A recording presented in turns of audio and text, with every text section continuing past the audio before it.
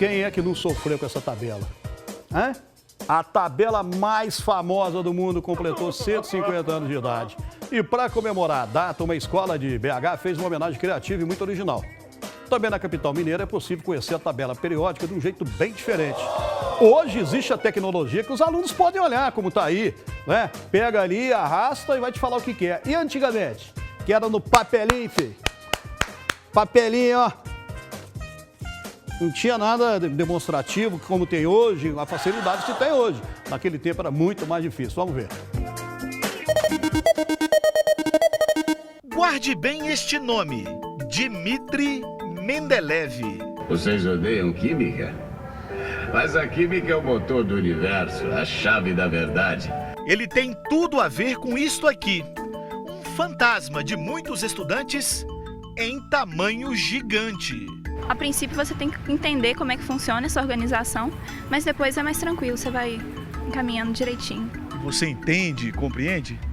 Acho que sim, né? A gente está começando ainda. É fácil entender? Depende. Quando a gente chega, a gente fica meio assustado assim, com a quantidade de informação que a gente tem que absorver. Mas assim, conforme o tempo vai passando e a gente percebe que a gente vai ter que usar muito a tabela periódica, a gente meio que até decora, entendeu? Nem por medo, assim, mas porque a gente usa demais. Então a gente acaba decorando e compreendendo melhor com o passar do tempo. Tá sendo mais fácil, porque a gente tem esse meio que lema de que a tabela não é para decorar, é para consultar. Exatamente, porque na minha época a gente tinha que decorar. A tabela tem 14 metros de comprimento por 7 de altura. Contém os 118 elementos químicos, 92 deles encontrados na superfície da Terra e o restante sintetizado em laboratório. A gente vai aprendendo com o passar do tempo. Por exemplo, uma pessoa pode começar com muita dificuldade, mas como ela vai utilizando muito, ela acaba aprendendo uma hora. Durante a prova, pode consultar então? Sim, pelo menos a maioria, né? Fico imaginando vocês fazendo uma prova e cada um enfia no pescoço. Sabe que esquece a tabela? Assim, não, mas lá na fachada do prédio tem. A grande ideia surgiu bem aqui, do lado de fora. Um belo dia o senhor veio, parou o carro aqui, olhou para a fachada e pensou, isso vai dar uma bela tabela periódica. Foi assim? Foi mais ou menos por aí, cara. Eu parei o carro, olhei para aquilo e falei assim, eu vou tentar. Não sabia se dá certo, não sabia se cabia, se não cabia, se tinha linha nem contou as suficiente, janelas, não. né? Só falei assim, a gente arruma uma maneira, né? Em conjunto com outros professores da disciplina, conseguiu realizar a façanha. Se tivesse todas as linhas, não ia dar as janelas, né? A gente teve que colocar o hidrogênio L ali de fora. Mas no fundo a gente fez esse desenho aí e acabou saindo melhor do que a gente imaginava. A gente até nem sabia que ia ficar bacana assim não, cara. Os alunos param diante do tabelão. A discussão aqui tá boa. Falando de camada, valência, família, período. Vocês são todos nerds, é isso? Médio. Depende do dia. O flúor é da família dos halogênios, aí você associa com cloro. E aí você vai associando cada elemento com o outro e aí você consegue saber as propriedades de cada um. A tabela no Cefet Belo Horizonte é a maior do país para a Sociedade Brasileira de Química. Um baita presente no aniversário dela de 150 anos. Agora, quer conhecê-la de um jeito diferente?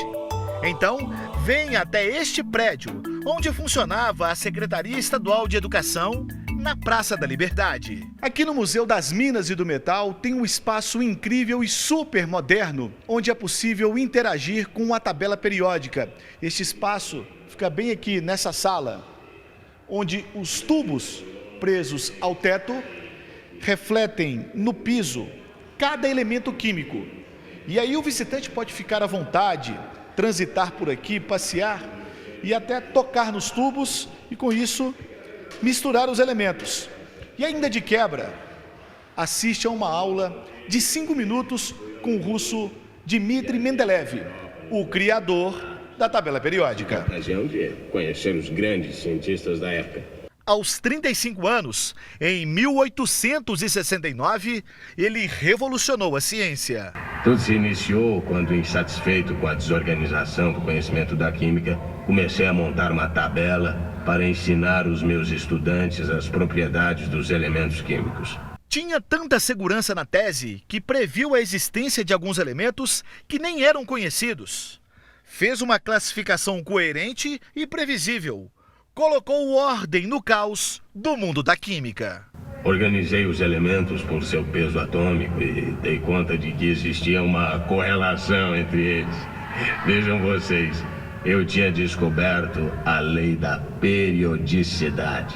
Esta sala do museu nunca fez tanto sentido. Esses tubos, né, a gente pode observar que alguns deles, eles têm a cor de cada metal que representa, né? Por exemplo, o ouro, né, representado pelo AU, embaixo você vai ver as letras e quando você colocar um pouco de luz você vai perceber que o tubo é dourado, né? E essa coisa de você unir eles é uma maneira de dar uma liberdade para o próprio visitante também, para se conectar em outras exposições também desse espaço.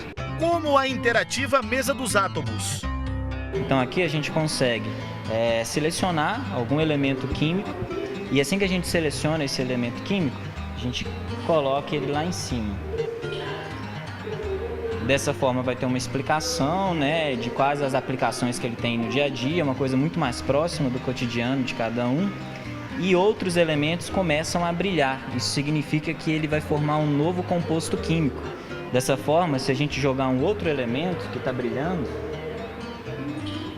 O oxigênio. Exatamente, o ferro com oxigênio. Fala um pouco sobre o pigmento mineral, né, que tem nas tatuagens, né, por exemplo. Foi de encher os olhos destes alunos de uma escola privada. Eles estão no 9º ano do ensino médio e em contato com a disciplina de Química pela primeira vez. Eu tinha muito medo da tabela periódica no começo. Quando a gente começou a estudar, a Marcinha falou, eu fiquei muito apreensiva, porque são muitos elementos.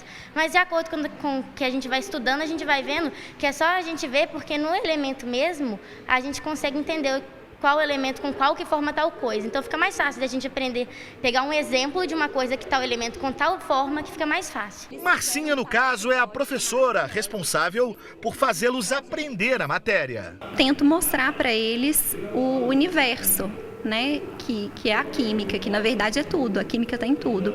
Então eu tento trazer para o cotidiano deles, trazer para mais próximo, para que eles sintam mais interesse, para que se desmistifique, né, essa questão de que a química é um terror e que é uma coisa assim apavorante, né? A ciência moderna agradece. Lembrando que química é a ciência das transformações, então a gente precisa conhecer a substância para entender as transformações e transformar em tecnologia, em aplicação, o que foi para a sociedade. Na era dos achismos, fake news e da desinformação que circula pela internet, o professor Breno implora para que as pessoas respeitem a ciência. Nosso papel como cientista, começar a trazer quem não é da ciência, sentir essa importância, conversar de ciência, e divulgar e falar sobre ciência para as pessoas do dia a dia entender da importância da ciência. Rolou uma química. Sim. Boa química, meninos e meninas. Sossegado, sem problema. Estão querendo pôr ordem em seu mundo? Então prestem atenção. Para entender o homem e o universo, é necessário entender a matéria e os elementos que a compõem.